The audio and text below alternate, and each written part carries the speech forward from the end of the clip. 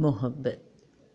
جو ذات شکم مادر میں بچے کی صورت گری کرتی ہے، وہی ذات خیال اور احساس کی صورت گر بھی ہے۔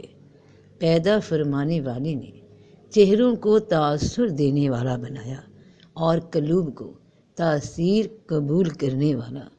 ہر چہرہ ایک رینج میں تاثر رکھتا ہے اور اس کے باہر وہ تاثیر نہیں ہوتی۔ دائرہ تاثیر صدیوں اور زمانوں پر بھی محیط ہو سکتا ہے۔ یہ خالق کے اپنے کام ہیں۔ آنکھوں کو بینائی عطا فرمانے والا نظاروں کو رانائی عطا فرماتا ہے۔ وہ خود ہی دل پیدا فرماتا ہے، خود ہی دلبر پیدا فرماتا ہے اور خود ہی دلبری کا خالق ہے، بلکہ وہ خود ہی سرے دلبراں ہے۔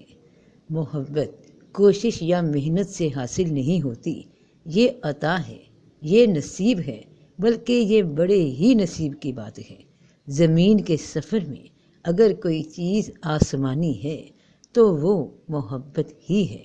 محبت کی تعریف مشکل ہے، اس پر کتابیں لکھی گئیں، افسانے رقم ہوئے، شعراء نے محبت کے قصیدے لکھے، مرثیے لکھے، محبت کی کیفیات کا ذکر ہوا، وضاحتیں ہوئیں، لیکن محبت کی جامع تعریف نہ ہو سکی۔ واقعہ کچھ اور ہے، روایت کچھ اور۔ بات صرف اتنی سی ہے کہ ایک چہرہ جب انسان کی نظر میں آتا ہے تو اس کا انداز بدل جاتا ہے۔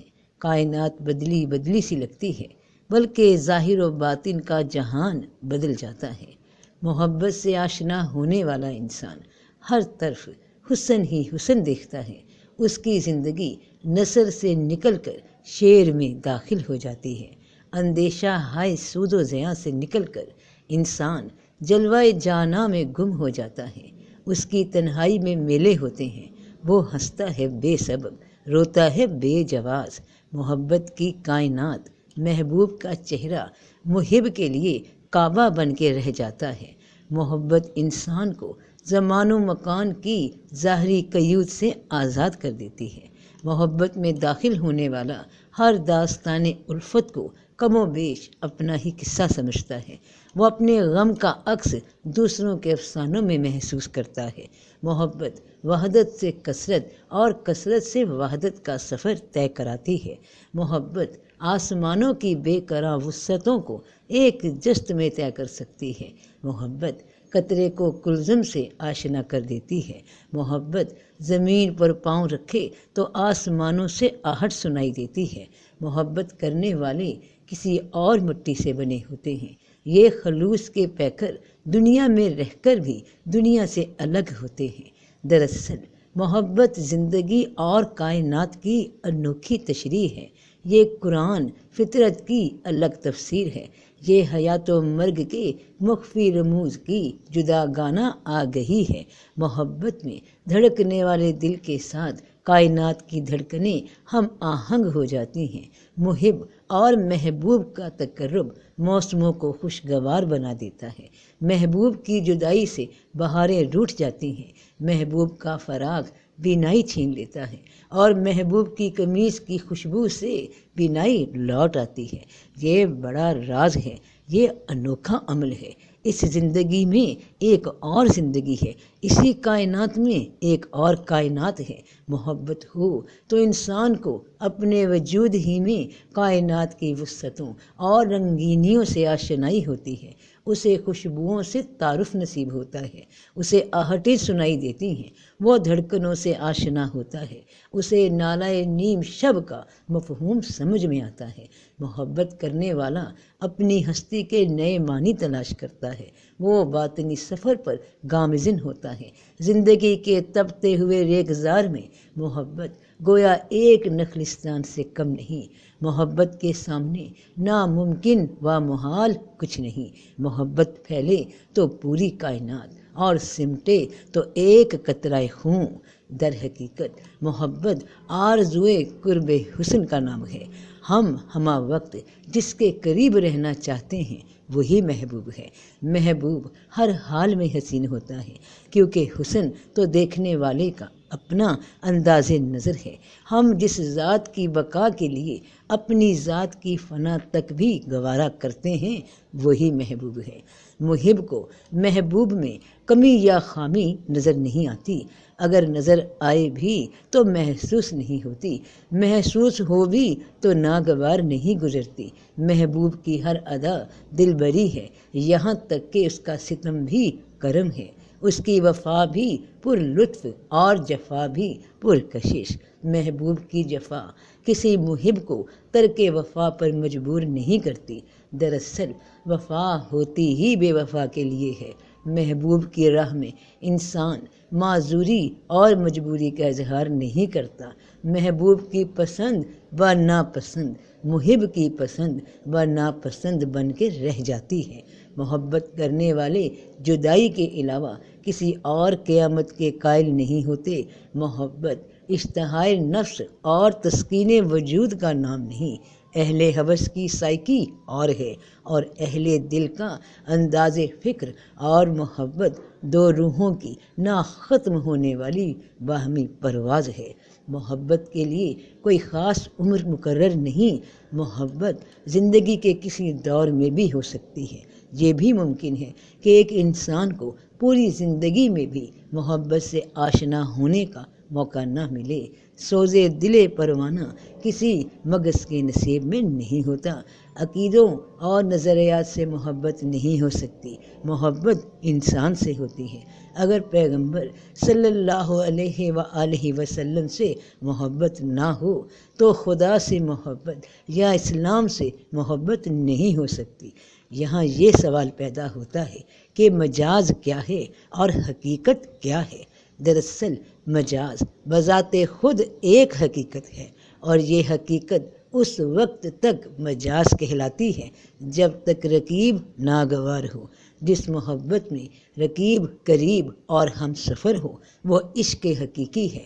اپنا عشق، اپنا محبوب اپنے تک ہی محدود رکھا جائے تو مجاز ہے، اور اگر اپنی محبت میں کائنات کو شریک کرنے کی خواہش ہو تو حقیقت ہے۔ رانجھے کا عشق مجاز ہو سکتا ہے، لیکن وارث شاہ کا عشق حقیقت ہے۔ عشق حقیقی عشق نور حقیقت ہے۔ یہ نور جہاں سے بھی عیاں ہوگا، عاشق کے لیے محبوب ہوگا۔ عشق نبی عشق حقیقی ہے، عشق آل نبی عشق حقیقی ہے، عشق اصحاب نبی عشق حقیقی ہے، عشق جامعی عشق حقیقی ہے، اویس کرنی کا عشق حقیقی ہے، عشق رومی عشق حقیقی ہے، بلکہ اقبال کا عشق بھی عشق حقیقی ہی کہلائے گا۔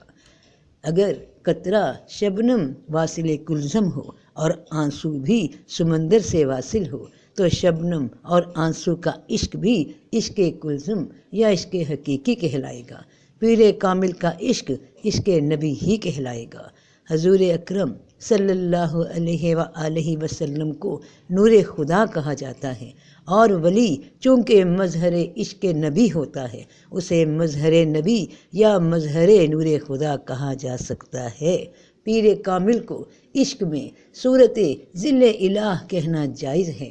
مولانا روم نے اس کو یوں کہا ہے: ہر کے پیر و ذات حق را یک ندید، نے مریدو نے مریدو نے مرید۔ بہرحال عشق مجازی کو باوسیلہ شیخ کامل عشق حقیقی بننے میں کوئی دیر نہیں لگتی۔ ہر انسان کے ساتھ محبت الگ تاثیر رکھتی ہے، جس طرح ہر انسان کا چہرہ الگ ہے، مزاج الگ، دل الگ، پسند ناپسند الگ، قسمت نصیب الگ، اسی طرح ہر انسان کا محبت میں رویہ الگ۔ کہیں محبت کے دم سے تخت حاصل کیے جا رہے ہیں، کہیں تخت چھوڑے جا رہے ہیں، کہیں دولت کمائی جا رہی ہے، کہیں دولت لٹائی جا رہی ہے۔ محبت کرنے والے کبھی شہروں میں ویرانے پیدا کرتے ہیں، کبھی ویرانوں میں شہر آباد کر جاتے ہیں۔ دو انسانوں کی محبت یکساں نہیں ہو سکتی، اس لیے محبت کا بیان مشکل ہے۔ دراصل محبت ہی وہ آئینہ ہے جس میں انسان اپنی اصلی شکل، باطنی شکل، حقیقی شکل دیکھتا ہے۔ محبت ہی قدرت کا سب سے بڑا کرشمہ ہے۔ جس تن لاگے سو تن جانے، محبت ہی کے ذریعے انسان پر زندگی کے معنی منکشف ہوتے ہیں۔ کائنات کا حسن اسی آئینے میں نظر آتا ہے۔ آج کا انسان محبت سے دور ہوتا جا رہا ہے۔ آج کا انسان ہر قدم پر ایک دو راہے سے دو چار ہوتا ہے۔ مشینوں نے انسان سے محبت چھین لی ہے۔ آج کے انسان کے پاس وقت نہیں کہ وہ نکلنے اور ڈوبنے والے سورج کا منظر تک بھی دیکھ سکے۔ وہ چاندنی راتوں کے حسن سے نا آشنا ہو کر رہ گیا ہے۔ آج کا انسان دور کے سیٹلائٹ سے پیغام وصول کرنے میں مصروف ہے۔ وہ قریب سے گزرنے والے چہرے کے پیغام کو وصول نہیں کر سکتا۔ انسان محبت کی سائنس سمجھنا چاہتا ہے اور یہ ممکن نہیں۔ زندگی صرف نیوٹن ہی نہیں، زندگی ملٹن بھی ہے۔ زندگی صرف حاصل ہی نہیں، احسار بھی ہے۔ ہرن کا گوشت الگ حقیقت ہے، چشم آہو الگ مقام ہے۔ زندگی کارخانوں کی آواز ہی نہیں، احساس پرواز بھی ہے۔ زندگی صرف میں ہی نہیں، زندگی وہ بھی ہے، تو بھی ہے۔ زندگی میں صرف مشینیں ہی نہیں، چہرے بھی ہیں، متلاشی نگاہیں بھی ہیں۔ زندگی مادہ ہی نہیں، روح بھی ہے، اور سب سے بڑی بات کہ زندگی خود ہی معراج محبت بھی ہے۔